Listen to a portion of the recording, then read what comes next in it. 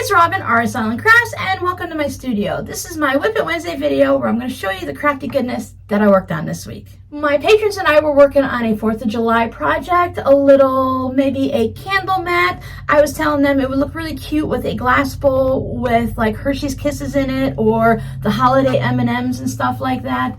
A little mini wall hanging, just a scrappy churn dash. You could see my quilting there on the back, and I love this little like barn plank fabric. And here on YouTube, we had our live stream. Remember, we go live on the 1st and 3rd Fridays of the month at 3 p.m. Eastern. We worked on the last of the little cardboard kits. And if you were here in the live stream, thank you so much for hanging out with me. I had so much fun with you guys. But we made this little small sewing box. Look, it even has a pin cushion in the top. It's unfinished because I did make a couple of mistakes because I'm terrible with reading the directions and I didn't have the visual follow through. So I did have some issues. If you could see here, the fabric didn't go all the way down. I need to put some ribbon down there to fix it. And instead of thinking it through and putting the seam here on the back so it can't be seen, I have a seam there. So I'm just gonna make it a little prettier and fancy it up a little bit and cover it up with ribbon. And then it also comes with these dividers that you put in here, so that you can divide everything out. So there's several of them. And I just had a lot of fun with you guys. It's nice and sturdy. I put the little metal corners on to help keeping them from getting dinged up. And these kits, these are excellent kits. We used these kits in the past. Here's a large notebook one that I made. This is a Rinsky Stevens product. You can still buy these online in several different places. This was donated to the channel so that we can have some fun and do something during live streams. I really love doing the kits on the live streams. That was really fun. Periodically, I get some questions, different things about YouTube and how it works and what I do and what I don't do and why I do some things. So I recently had a question and I just wanted to give a little bit of information on it. When I do the live stream, I do have it set up to be monetized, which means here on YouTube that they're going to run ads. The ads that I place, well, I don't place them. YouTube places the ads, and they are placed on the replay. So while we're watching live and we're chatting and we're doing things, there are no ads placed in it. So you're not going to see ads during the live stream. You'll see them afterwards. If anyone notices that there is just way too many ads, either on a regular video or a live stream, let me know so I can go and check it from behind the scenes here and see if I can adjust it a little bit. YouTube varies things. It depends on how many videos you've watched. Now, when I watch my live stream as a replay and you watch it as a replay, we're not going to see the same ads. We're not going to have the ads in the same place. I might see 3 ads, you might see 15, and the next person might see 0. The longer you watch YouTube, the less ads you'll see. So if you sit down and put on a 3-hour live stream, the first thing when you get up, you're going to see more ads going through it than if you watched YouTube all day and watched that same live stream at 4 p.m. Plus, it's just random. It's all computerized. You never know. But if you notice a lot, you can't even follow the video because there's too many ads, just let me know. I'll go through and check and see if I can adjust anything. But what you'll never see on my live streams, as much as I can control it, is you'll never see an ad during a live stream. Someone had asked me about ads being played while the live stream is live. And to do that, the creator, which would be myself, would have to go in during the live stream and do this on the computer and insert an ad. I'm too busy sewing with you guys, and I don't want to interrupt your viewing of a live stream with an ad, because I could be talking and showing something really important and an ad will pop up. You have to wait however many seconds to clear it out, and then when you come back, I'll have been like, so did you guys understand that? And then it's so frustrating. So I do not place ads during my live stream, so you don't have to worry about that. So if you see that somewhere else, that's something the creator does for whatever reason they feel it's necessary, but we won't be doing that here. So when I do my live streams, I like to come in 5 or 10 minutes early so it gives everyone time to show up, so that when you get the notification, you come in, we haven't carried on a conversation for a couple of minutes already and you missed it. So that's why I come in 10 minutes early and we just sit and chat, and sometimes we'll talk about what's coming up, but then I'll repeat it anyway, so you'll never miss anything. But I used sewing fabric on this, and I thought that was just so cute. I'm getting much better at my gluing. I still need some improvement. There are a couple areas that I think would be a little bit better, but overall, I love this project. Thank you guys so much when you send me things like this to work on during the live streams. Since we're being random, let me show you a fabric postcard that I have received in the mail recently. Thank you so much. I've always loved the sailboat blocks and stuff like this. So if you notice on this one, it says Michigan underneath, and I thought that was a really perfect use to put just that little word underneath there. I'm guessing it's been fused on. I don't know if I did a video of the postcard that I sent. If I did, I'll put it here. I have a video of the finished tote bag that I made for my friend's birthday. It was just before Easter. It's already been sent out, received, and thankfully she loved it, but I want to show you what it looks like when it's finished. I finished my friend's birthday present, or I should say presents. So here's the finished tote bag. As you saw before, it has the zipper on the front. That's all finished. Crosshatch quilting, straight line on the bottom, identical on both sides. You've really seen it all, you just haven't seen it put together. So the handles, oh, you know, they're almost perfect. They were perfect before I put the zipper in. And again, this is not a, oh my goodness, what am I going to do? It's not perfect. I can't give it as a gift. Sorry, a little bit of sarcasm there. But sometimes I get emails and sometimes I get comments from older videos, and either people complain that I show my mistakes, or people say thank you for showing your mistakes. It shows that you're not perfect, so when I'm not perfect and I make something, it's okay. We can fix our mistakes or live with our mistakes. So I show them, just so you know, to either look out for these mistakes when you're doing it, or to know, hey, some mistakes are okay. Some we go ahead and we rip it back and we get out the seam ripper or start all over, because been there, done that, and we just have to fix it. This one, I didn't notice it until I went to show you, and it's so minuscule that my friend wouldn't even notice this when I gave it to her. But for me, I want to remember, and by saying it out loud, it'll help me remember that I'm 1/8 of an inch off where my handle is. When I'm doing a tote bag, it can move. So if the handles are off, it's okay. You're not going to notice it. You're going to notice it a little bit more with the zipper, but really, again, it's going to be like this. You're going to be wearing it. Nobody's going to know. I love that soundtrack thing for over on Instagram. Who's going to know? Nobody's going to know. Nobody's going to know. Again, my friend might not even know, but when I put the handles up, you can see, whoops, sorry about hitting the tripod. You can see how it's off just a little bit. So next time when I do this, I'm going to pay more attention to that versus paying attention to make sure that the sides are lined up.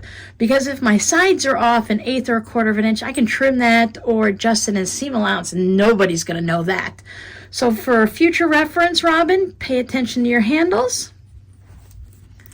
Zipper works just like it does on any of my zipper pouches.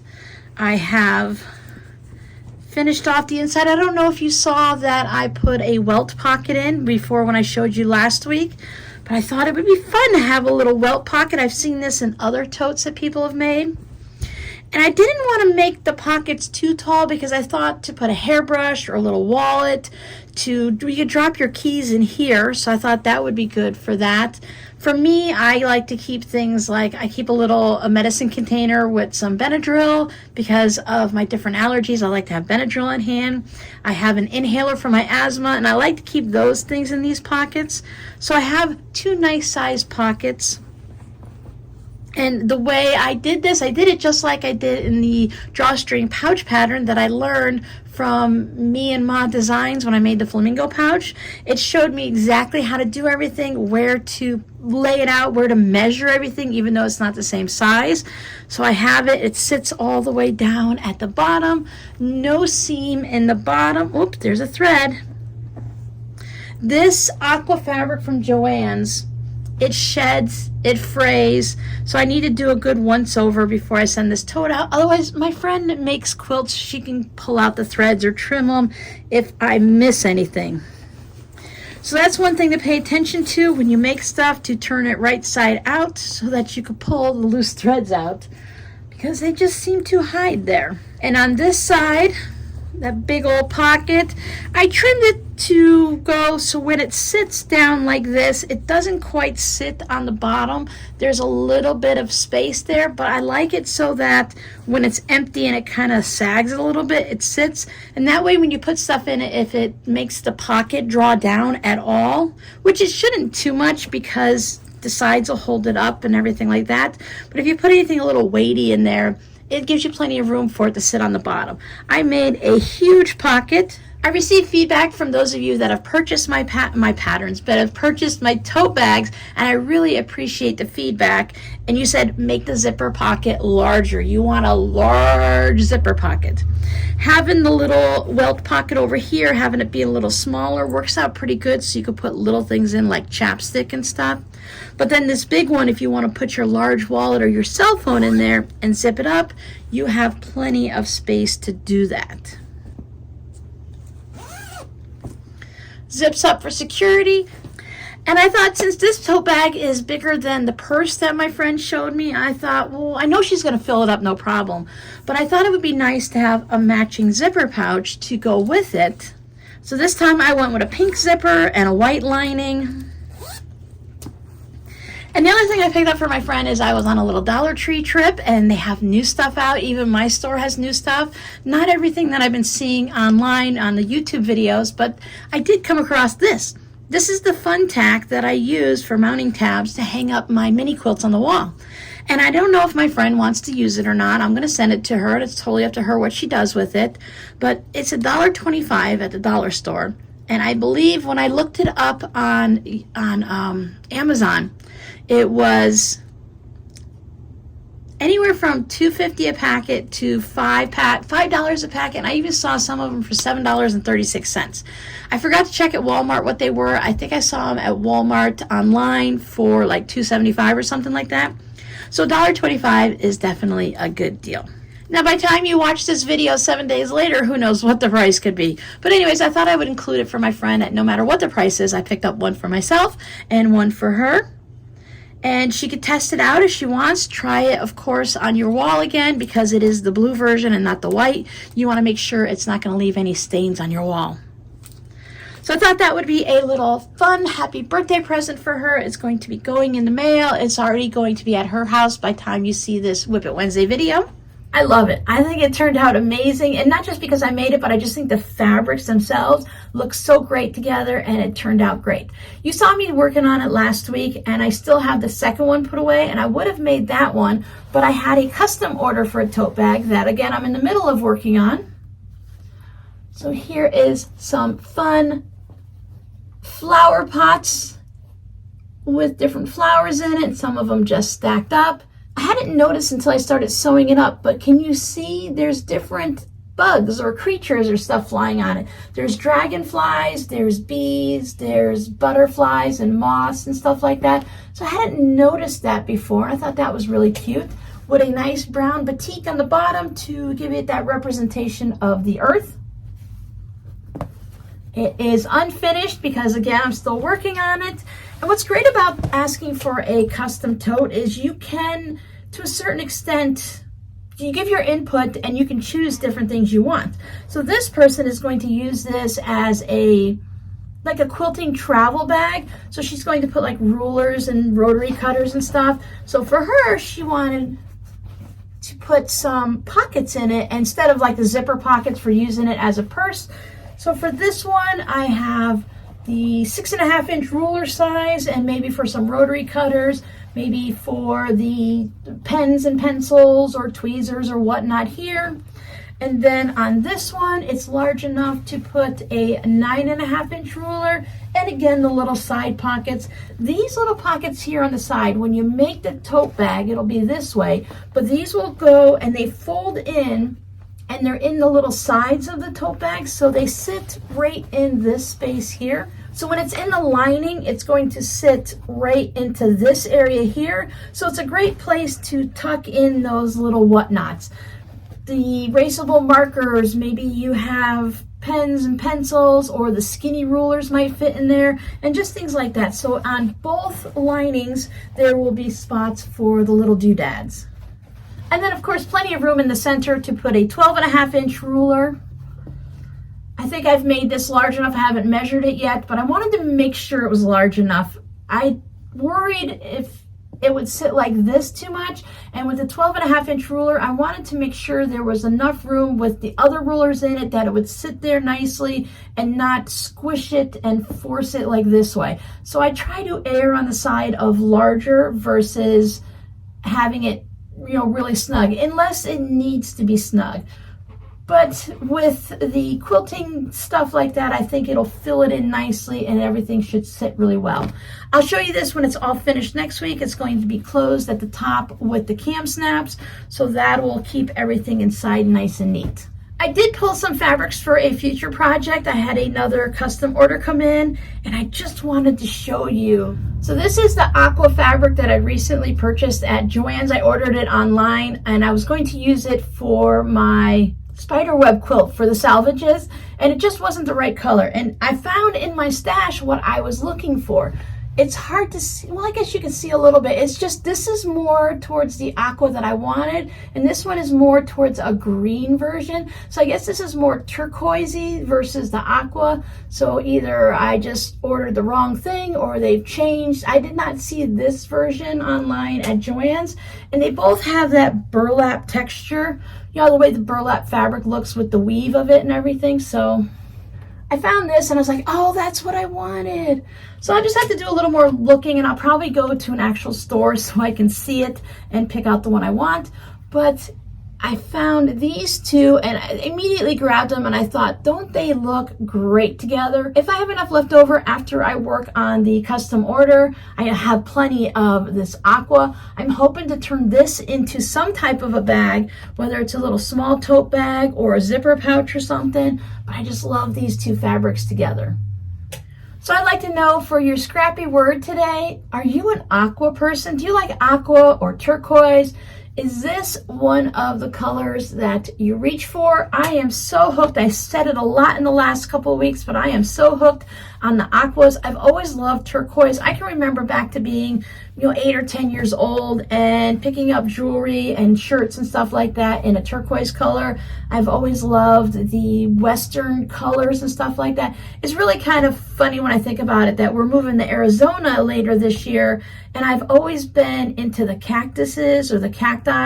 I've always loved the adobe homes and stuff. I've always loved the turquoise jewelry and the different of the Native American stuff and everything over there in the West. So it's kind of interesting that loving that as an 8 or 10-year-old that's carried through my life, and now we are going to actually move into that area. I've been joining Facebook groups. There's hiking in Arizona, there's new to Arizona, there's the ones that are in Surprise, Arizona, and I'm just trying to absorb all of that information. There are so many amazing hiking trails and stuff. Because of the nerve damage and such with my neck, I can only do small hikes and walks, and between that and my asthma, I'm really out of luck, but I'm still going to be able to get out and do some things. Now my daughter's going to love it, because when she goes on a hike, she's like, oh, 5-mile hike, piece of cake. Oh, 10-mile hike, let's go for it. So she's going to love it. The only difference is she's going to have to get used to the elevations. When she was traveling for work into other areas, and she went to Iowa, and she's gone to the Carolinas and stuff like that, and Pennsylvania, I think she was walking in Pennsylvania and the roads actually go like this. Okay, Florida, South Florida, I should say, and then Pennsylvania. And she's like walking to stores and she's like, this is a workout. She goes, because you can't, well, I shouldn't say, it's more like this, and you don't realize you're on an incline until you're starting to get short of breath and you're going up that incline. So it's been really fun just seeing her getting used to those things. So it's going to be exciting for her when she goes over to Arizona. All right, that's all that I have for you. I hope everyone has had a wonderful week. I hope you guys enjoyed your Easter weekend, whether you did Eastery things or you just did like I did. I hunkered down and I had a nice quiet day where there was hardly any traffic going by, and I worked on this tote bag. I did learn something that I didn't know about the Surprise Phoenix area over in Arizona, that there's an Air Force base there. So if you live in Surprise, Arizona, or you've been there, maybe you've heard it, but they told me, I was watching a real estate people on YouTube, and they were showing the different houses and walking through neighborhoods and showing what's available there for sightseeing and just, day-to-day life, and they're like, you will hear airplanes going by all the time. So I might be trading in all of my traffic sounds for airplane sounds, but that doesn't bother me. At least I'll know, okay, here comes an airplane. Okay, we'll stop talking. Okay, and there it goes. The only thing should affect it a lot is during the live streams. So thank you guys so much for hanging out with me. So if you ever have any questions about things about YouTube, I might not be the best person. Sometimes I'll just send you somewhere else where they can better explain it, or I can tell you how I do things. But things like the ads, I can give you that little tidbit here and there and explain it, and I'll do the best I can. So if you have questions, leave it in the comments or send me an email. So other than that, I hope you guys have a great week, and I will see you on Friday for our next tutorial. Otherwise, next week on the WiP It Wednesday. Bye!